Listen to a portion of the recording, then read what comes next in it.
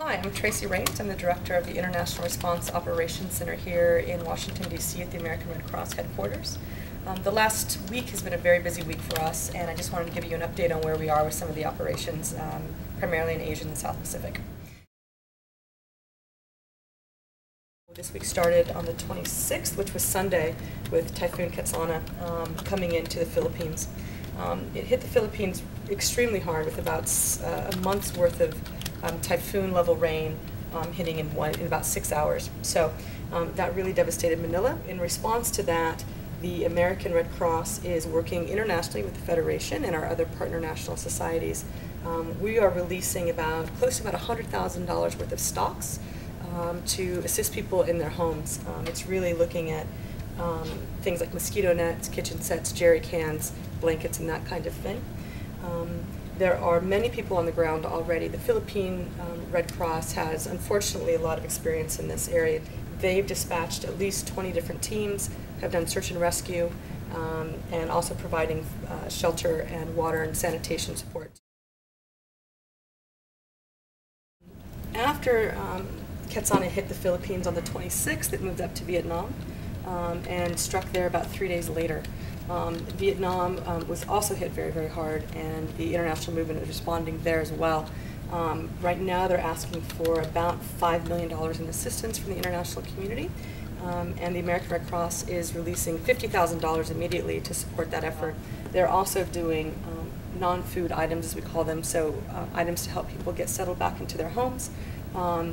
Because a lot of the low-lying areas had impacted the rice paddies and crops, well, the Red Cross is looking to provide food distributions as well to families, supplemented by ways to cook that, pots and pans and cooking sets, again, and home items for folks there. After Typhoon Tsunami, there was a major earthquake in Indonesia, down here in western Sumatra, and then followed by another aftershock following that.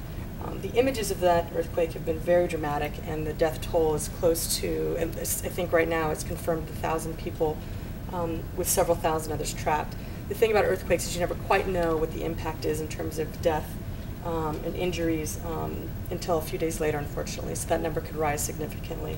Again, internationally, the Red Cross and Red Crescent movement has a lot of presence here, including our ongoing work in the region from the tsunami that hit about 5 years ago that you're probably familiar with, as well as ongoing programs for disaster preparedness and disaster risk reduction. That's happening in this area. So we have the American Red Cross has people on the ground that we're mobilizing now to provide support in psychosocial or emotional support areas. We're also looking to provide non-food, again, shelter items to help people get started right after the earthquake. Going back this direction, or in the South Pacific, is Samoa and American Samoa. There was an earthquake there which caused a tsunami. Our colleagues from the American Red Cross are looking to provide assistance for about 1,000 families and sending some American Red Cross volunteers to American Samoa. We've also released stocks from our stocks in Kuala Lumpur to assist people in American Samoa. The nation of Samoa, which is just a few miles away, we're working very closely with our partners at the New Zealand Red Cross and the Australian Red Cross, who have a regional presence there as well. So we're prepared to provide, again, financial assistance or material assistance should it be needed. It's been quite a week. We've had fantastic support here in-house, as well as from the public, as well as from interested parties and donors and partners. If you would like to assist in the efforts that are ongoing and have already taken place, please visit our website at redcross.org or call 1-800-RED-CROSS.